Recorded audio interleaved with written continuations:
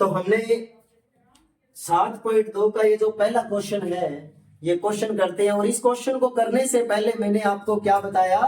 कि विभाजन सूत्र जो है कैसे बना, और विभाजन जो सूत्र है वो होता क्या है। कि अब ये देखो क्वेश्चन देखो कि उस बिंदु के निर्देशांक ज्ञात कीजिए। इस बिंदु के निर्देश, उस बिंदु के, कौन से बिंदु के, जो इन दोनों बिंदुओं के, मान लो ये दो बिंदु है ए और बी, एक को मैंने ए मान लिया, दूसरे को मान लिया बी, कि इन दोनों बिंदुओं को जो मिलाने वाला ये जो रेखाखंड है ए बी, ये जो रेखाखंड है मिलाने वाला, ये 2:3 के अनुपात में क्या करता है, विभाजित करता है। उस बिंदु के निर्देशांक ज्ञात करने, यानी इस पी बिंदु के हमें निर्देशांक ज्ञात करने हैं। तो ये विभाजित कर रहा है 2:3 में। तो हम क्या करेंगे, यहां लिखेंगे विभाजन,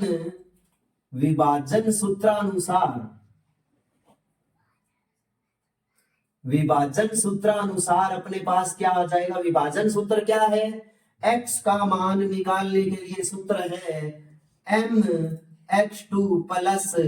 nx1 और बटों में है m प्लस n। और इसी प्रकार y का मान निकालने के लिए क्या सूत्र है, y बराबर my2 प्लस ny1 और बटों में m प्लस n। तो ये है अपने पास विभाजन सूत्र। ये मैंने अभी आपको बताया भी था कि ये कैसे बना। तो ये जो a बिंदु है इसे मैं मान लेता हूं x1 y1, जो ये b बिंदु है इसे मैं मान लेता हूं x2 y2, और ये जो अनुपात है, अनुपात को मैंने क्या माना था, m अनुपात n माना था। कई बार इसको m1 और n1 भी, m1 और m2 भी मान लिया जाता है, तो वो कोई फर्क नहीं पड़ेगा, हम m और n मान लेते हैं। तो हम इस सूत्र में मान रखते हैं m का मान कितना है, 2 है, m का मान 2 हो गया। x2 का मान कितना है अपने पास, 4 है, और फिर प्लस n का मान है 3, और x1 का मान कितना है, -1 है, और बटों में m प्लस n, यानी m और n को जोड़ देंगे, 2 और 3 को जोड़ देंगे, तो 2 प्लस 3, तो x बराबर क्या आ जाएगा, 4 को 2 से गुणा किया 8, और प्लस माइनस क्या हो जाएगा, माइनस, और 3 को 1 से गुणा करेंगे तो 3 आ जाएगा, और बटों में 2 और 3 5 हो जाएगा। x बराबर 8 में से 3 को घटाएंगे तो 5 आ जाएगा, और बटों में 5, और इस 5 से ये 5 कैंसल हो जाएगा, x का मान आ जाएगा आपके पास 1। इसी प्रकार जो ये y है, y बराबर m का मान कितना है, 2 है अपने पास, y2 का मान कितना है, -3 है, और प्लस n का मान कितना है, 3 है, और y1 का मान कितना है, 7 है, और बटों में क्या है, m प्लस n, यानी 2 प्लस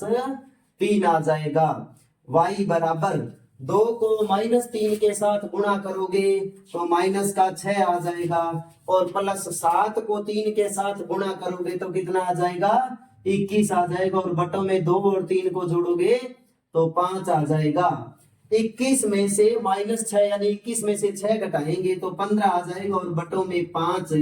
यानी 15 को 5 से भाग करेंगे तो 3 आ जाएगा। ये आ जाएगा y का मान, यानी y की वैल्यू आ जाएगी। तो विभाजन बिंदु पूछा था, तो विभाजन बिंदु यहां लिखेंगे, विभाजन बिंदु कौन सा हो जाएगा, पहले x का मान यानी 1, और फिर y का मान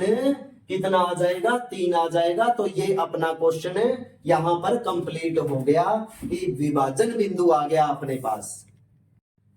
तो आगे अपने पास है क्वेश्चन नंबर 2। ये दो बिंदु हमें दिए हुए हैं, इनको जोड़ने वाला जो रेखाखंड है, इन दो बिंदुओं को जो जोड़ने वाला रेखाखंड है, ये देखो ए से लेकर बी तक जोड़ने वाला रेखाखंड हो गया अपने पास, को सम त्रिभाजित यानी समान 3 भाग, सम मतलब समान, त्रि मतलब 3, और भाजित मतलब समान 3 भागों में बांटने वाले जो बिंदु है उनके निर्देशांक ज्ञात करने हैं हमें। तो एक तो मैंने P बिंदु मान लिया और एक Q बिंदु मान लिया, जो इस AB रेखा को बराबर 3 भागों में बांट रहा है। तो बराबर 3 भागों में बांट रहा है, तो ये देखो ये कितना भाग है, टोटल 1 भाग, दूसरा भाग और तीसरा भाग। तो इस P बिंदु का अनुपात ध्यान से देखना, तो ये 1 भाग हो गया, तो इधर मैं 1 लिख लेता हूं, और ये 2 भाग है, तो यहां क्या आ जाएगा, 2 आ जाएगा। इसी प्रकार Q का जो अनुपात है वो ध्यान से देखिए, इस साइड कितने भाग है, 2 भाग है, एक और एक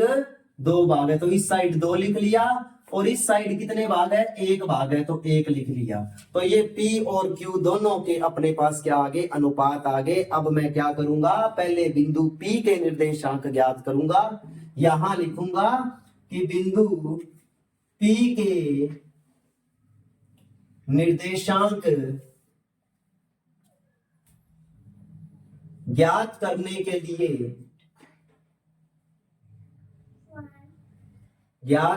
के लिए विभाजन सूत्रानुसार, यहां लिखेंगे विभाजन सूत्रानुसार। तो अपने पास P बिंदु के निर्देशांक ज्ञात कर रहे हैं, तो विभाजन सूत्र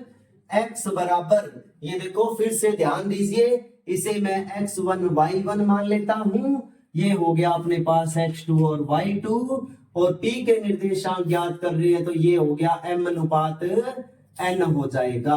तो अब हम वैल्यू रख देते हैं सूत्र में, और सूत्र है अपने पास mx2 प्लस